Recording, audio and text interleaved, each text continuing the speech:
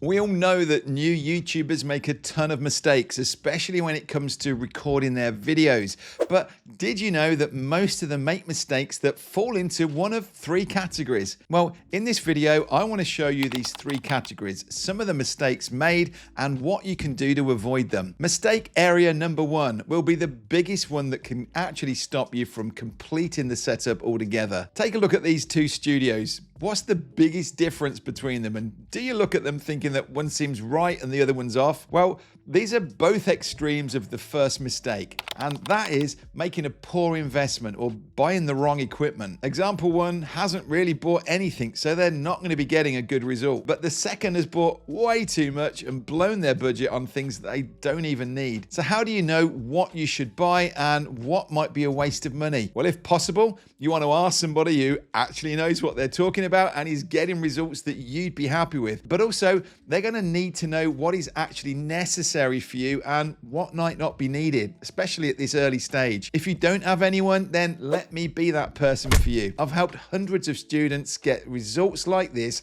with minimal setup. So what do you actually need? Well, first of all, you're going to need a camera. Lots of people start off using their phone or a webcam, but a camera like this Sony ZV-E10 will give you way better results and is one of the best bang for your buck options you'll find. Then you want a tripod to mount your camera on. You usually want to be in the $100 to $200 range to get a decent tripod. I always just check the reviews to make sure that other customers are happy with them. Then you're going to want a microphone, and I recommend either a wireless one that you can clip onto your top and send that feed directly into your camera, or for the best quality, you're going to want a podcast mic like this Shure MV7, but you'll need to have it close to your mouth and send this feed into your laptop or PC. Finally, on the essentials list, you want a light, and you're going to get the best results from a cob light and a softbox like what I'm using. Panel lights are another option, but try to avoid ring lights because they end up showing those reflections in your eyes if they're directly in front of you. There are other things that you might want as you go down the line, and I have a full equipment list in the description with all of the gear that I use and recommend, but these really are the essentials. But what about the other extreme of buying too much? Well, I see this all the time where people spend a fortune on equipment that they don't need because they saw somebody recommending it, or they buy top-end gear that they actually don't know how to use and so end up completely wasting their money. I remember one lady telling me that she spent over $3,000 on a camera and lens, but it's in the back of her cupboard because she gets better results from her phone. And don't get me started on the people who spend around $1,000 on a Shure SM7B mic and a Rodecaster Pro, but honestly, they don't have a clue what they're doing and how to get a decent sound out of them. We keep things simple around here, and that's why we have a recommended equipment list so that people can get exactly what they need without wasting a lot of money. But gear is only one part of it. Where most people go wrong or spend the most time struggling is in this next area. Check these out. There is probably a clear difference in which one is better, but so many people make mistakes in this area, setting up the equipment. So what are these mistakes? Well, there are too many for me to cover them all, but let's go into the most common mistakes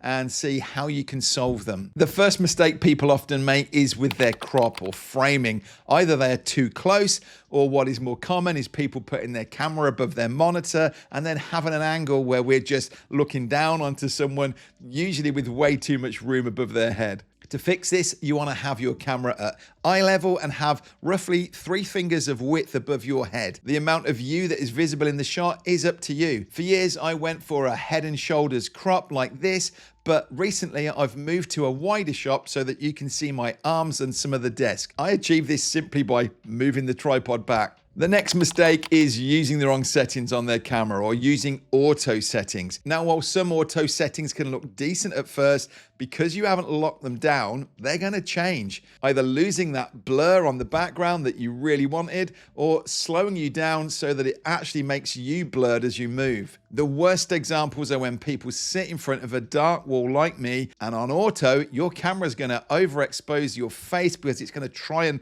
lighten up the whole scene. This is even more of an issue with webcams or your phone. So lock in your settings on a manual mode to ensure that your settings don't change mid-recording session. session. You might not notice it at the time, but trust me, that's going to ruin your day. The final setup mistake I see far too often is all about podcaster mics like the Shure MV7. These mics are designed to capture the best audio, like recording artists using a studio or radio presenters, where the mic is inches from their face. People hear that these are the best mics, so they buy them and then position them on the end of their desk and then complain that the sound quality is quiet or poor. If you're guilty of this, check what the manufacturer's recommendations are, but I know for this Shure MV7, ideally it wants to be between 1 and 6 inches from your mouth, but it can actually go as far as 18 inches away in what they call farm mode. Any further and you won't be getting the best quality out of your mic, and you may as well be using your phone or your laptop mic. So if you use a podcast mic,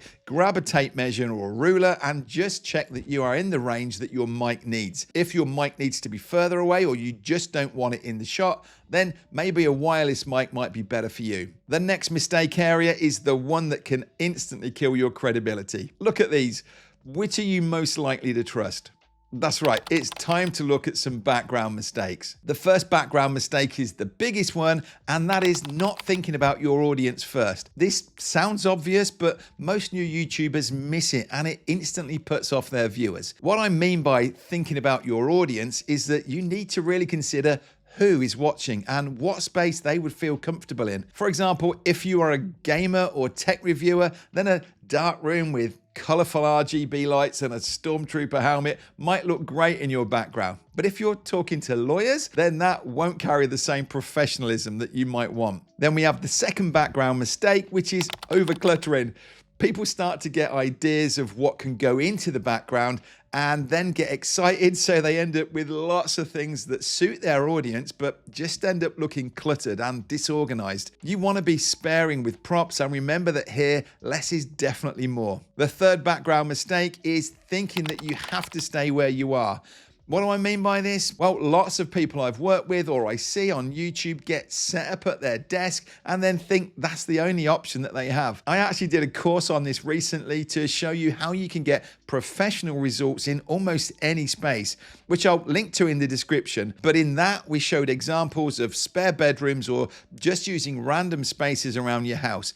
So before you lock yourself down to a less than ideal space, take a minute to look around and see if there's a better alternative. I found that with a wireless mic, I just needed to pick up my tripod, take my light, and I could go anywhere. The final background mistake is the biggest and easiest to avoid, and that is not thinking about your background at all. While most people are getting good at putting some thought in, there are still so many people who don't put any thought into their background, leaving a mess or an unmade bed, which is a massive red flag for your credibility and professionalism. So while these background mistakes will hopefully help you steer clear of the common issues, if you really want to create a home studio background the right way, check out this video next.